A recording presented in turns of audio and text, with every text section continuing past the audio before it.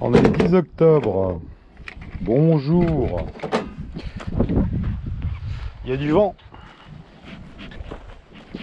10 octobre 2020. Rucher du lac. Je vais me mettre dans un coin où t'es pas trop de vent. Hein. Première chose, merci.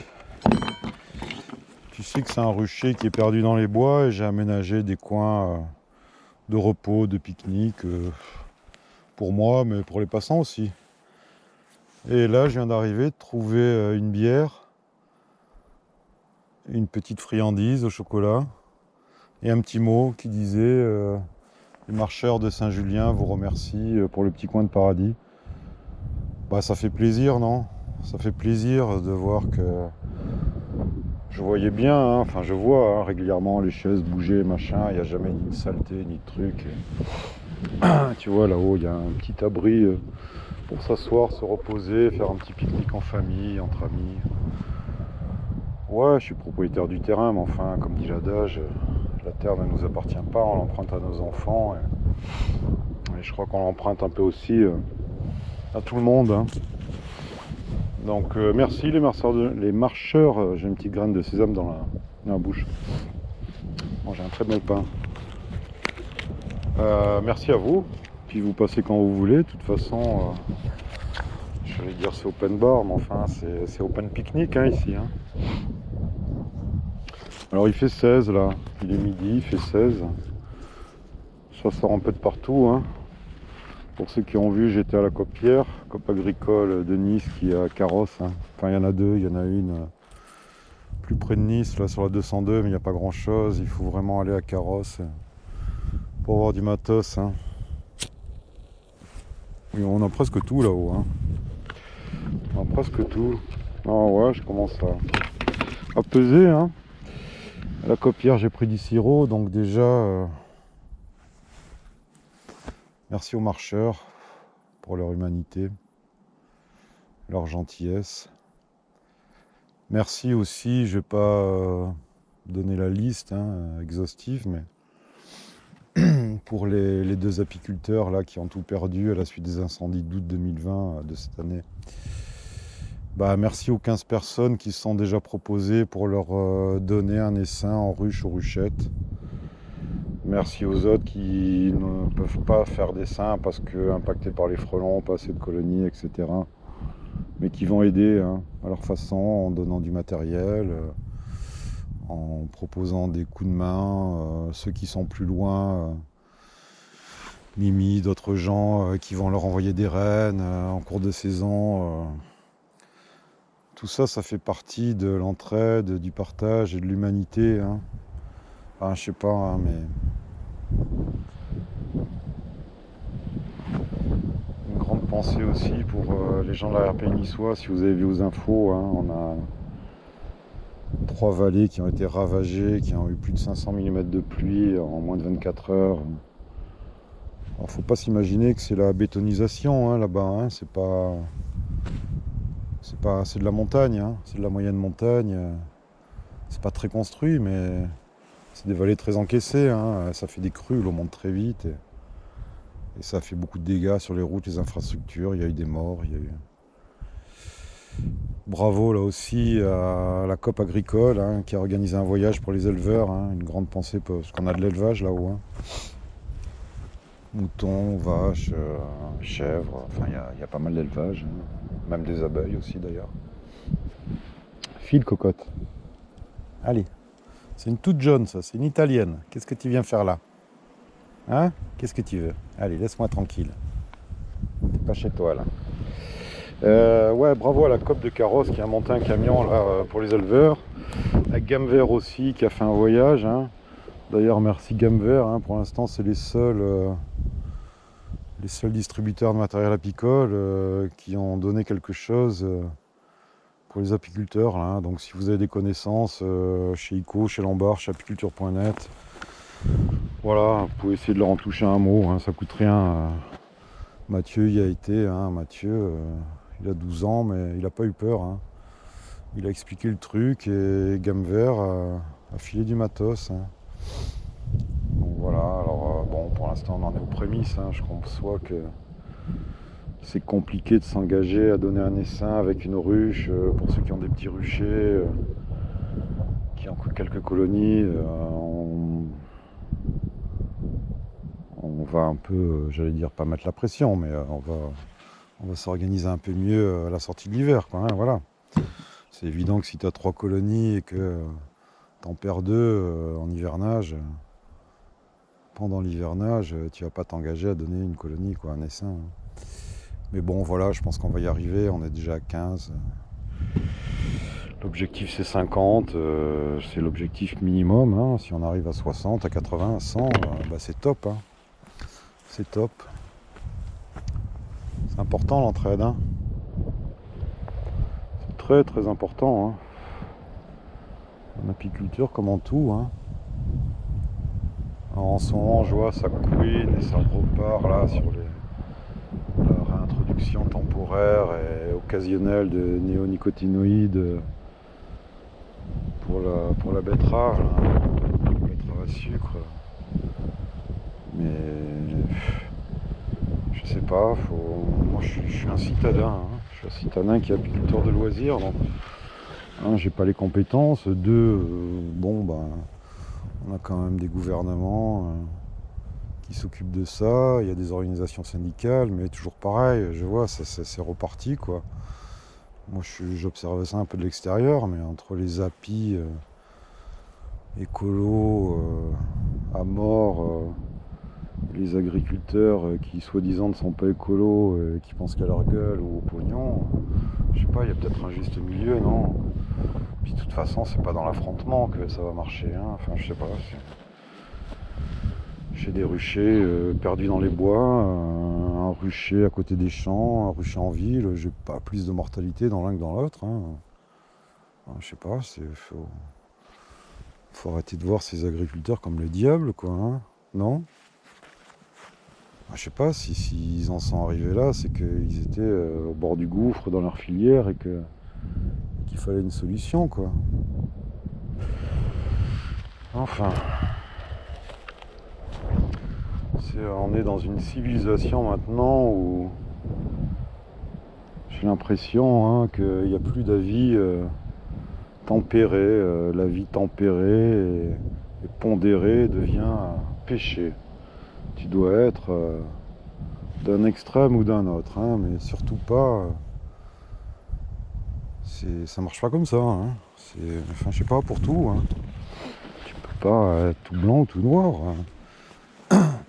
Tous les apiculteurs, évidemment, veulent que la nature et l'agriculture soient la plus propre possible, mais moi, quand j'ai installé mon premier rucher, voilà, j'avais beaucoup d'échos sans savoir sur l'agriculture, les traitements, les machins.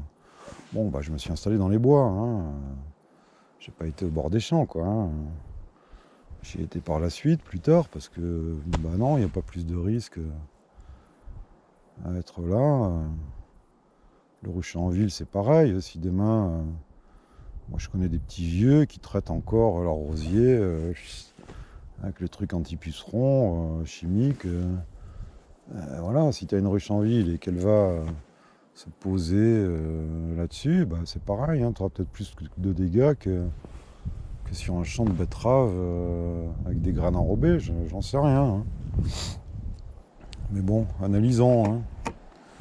Analysons, on n'est pas des êtres parfaits en apiculture non plus, il y a des traitements chimiques contre des parasites, hein, le varroa par exemple.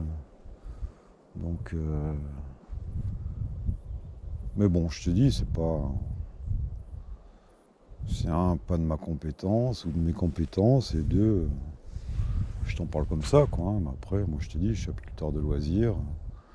Ma vie n'est pas liée à la pratique de l'apiculture, ni financière, ni même morale, hein. Donc voilà. Voilà. Bon, bah sur ce rucher, ouais, c'est peut-être tard pour vous, là, plus au nord, mais nous, ça y est, on va attaquer l'hivernage, hein. Et encore, tu vois, ça sort beaucoup, hein. Donc, vérifier les poids. Vérifier la population. Si tu vois une population toute faible, bah. Alors j'en ai une qui est. La reine est en train de péter, là, ça fait déjà 3 semaines. Hein. Je l'ai pas secoué avant parce qu'il y avait vraiment beaucoup trop de monde. Hein. Donc j'ai pas pris le risque de secouer et d'aller faire péter une reine à côté par un apport d'abeilles étrangères. Voilà, donc bah, si on a bien géré son varroa, ses varroas, ses réserves, ça devrait se passer correctement. Et puis ceux qui, comme moi, prennent un peu plus de risques en supprimant la chimie contre le varroa, ben écoute, hein, on sait ce qu'on fait, hein. On assumera. Hein. Voilà. Il y a Fifi, tiens, qui va très certainement monter une association dans le 13, je vous en reparlerai, on ira le voir. Moi, ça me chauffe bien d'en faire une dans le 06. Hein. S'il y a des gens... le seul souci que j'ai, c'est que j'ai très peu de temps, donc s'il y a quelqu'un, une, deux ou trois personnes qui sont portantes là dans le 06, moi je vais bien m'occuper de tout ce qui est légal, paperasse et compagnie. Ça sera pas le souci, mais après, ouais, établissement des statuts, machin, il faut... Voilà, mais s'il y a des gens que ça branche, on peut se faire ça. Hein. On peut se faire ça. Moi, je veux bien aller voir quelques maires pour trouver un terrain, je sais pas, ou à Nice. Ouais, à Nice, peut-être centrale, je sais pas. À vous de me dire. Hein.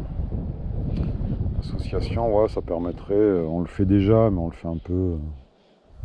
c'est pas pour se faire du pognon, on est association, hein, tu le sais, hein, c'est à but non lucratif et compagnie, mais ça permettrait de mutualiser, bah, je sais pas, les achats de matériel, faire une salle d'extraction commune, tout ce que une association peut permettre.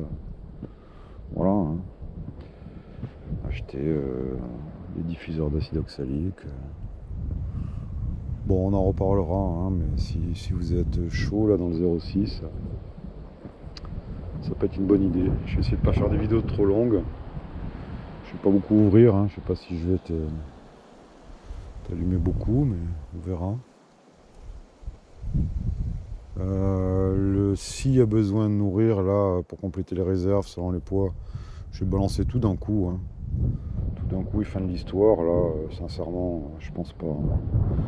Je sais déjà que j'ai 2-3 colonies qui ont trop de miel, ça va me permettre de jongler un peu avec quelques essaims là. Et puis voilà. Mais non, le but c'est pas de donner trop de sirop. Hein. Si tu donnes beaucoup de sirop pour l'hivernage, oui, ça va t'économiser le candy un peu plus tard, mais le sirop il restera stocké. Hein, le candy, pas ou quasiment pas. Hein. Donc dans les pratiques amateurs, c'est vrai que le candy, amateur et de loisirs, c'est quand même pas mal. Hein, parce que bah, ça te permet de vider tous les cadres, la reine peut reprendre la ponte. Très vite parce qu'il y a de la place. Si tu as plein de cadres bourrés de sirop, bah, il va falloir que tu donnes à bâtir, que tu enlèves tes cadres de sirop et de miel pour faire des essaims. Donc c'est un peu plus compliqué. De toute façon, ta pratique elle évolue en fonction du nombre de colonies. Hein.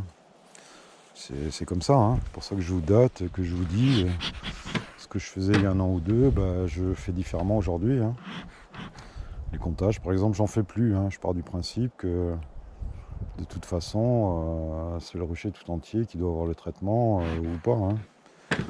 Maintenant, si tu as 3 colonies, bah, tu regardes les vidéos que je faisais il y a 2 ou 3 ans et tu mets tes plaques de fond, tu comptes, tu ajustes. Voilà. Bon, de toute façon, du varroa, on en a. Hein. Quand on en est 200 ou 2000, on en a. Hein. Donc,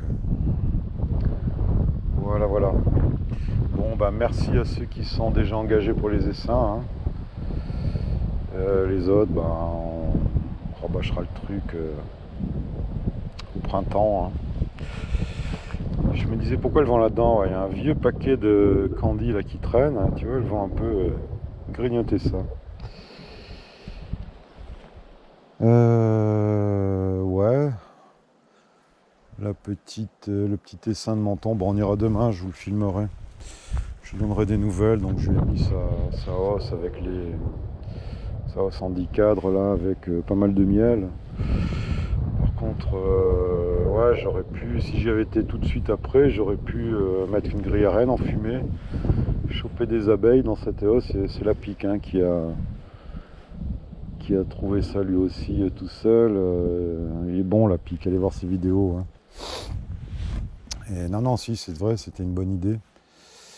Mais bon, moi j'y ai pas été le lendemain, donc je pouvais pas laisser des abeilles traîner comme ça dans la nature, sachant que j'ai pas mal de voisins autour, chiants, c'est toujours pareil. Hein. Mais ouais, ça aurait été une solution, hein, récupérer pas mal d'abeilles pour le renforcer, laisser orpheliner 2-3 jours dans un coin, puis mettre les cadres avec les abeilles, et bon, il y aurait eu toujours un petit risque qu'elles pètent la reine, hein, malgré tout. Mais en cette saison, ça le fait. Donc j'ai pas fait ça, j'ai mis pas mal de cadres. Le danger c'est qu'il y a pas mal de cadres de miel. C'est vraiment un tout petit nuque, hein, donc j'espère qu'il s'est pas fait défoncer, on verra ça demain. On verra ça demain. Bon, on va s'y mettre, hein, parce que ça va pas se faire tout seul. Mais ouais, là c'est quand même la période de la culture glandouille. Hein. Glandouille. Ouais, j'ai envie de pratiquer une apiculture de loisir. Et un loisir, c'est pas se mettre la pression pour faire des trucs, hein. Rendre du beau pollen là. Rendre du beau pollen orange, jaune orange qui doit être du lierre qu'ils ont dû choper je sais pas où. Il y a du blanc. Bon bah écoute. Voilà, je te dis sur l'autre rucher, ouais, depuis 15 jours j'ai vu une. C'est toujours pareil, hein, c'est une reine qui a au minimum 2 ans. Hein. Donc oui. Moi, je les tue pas.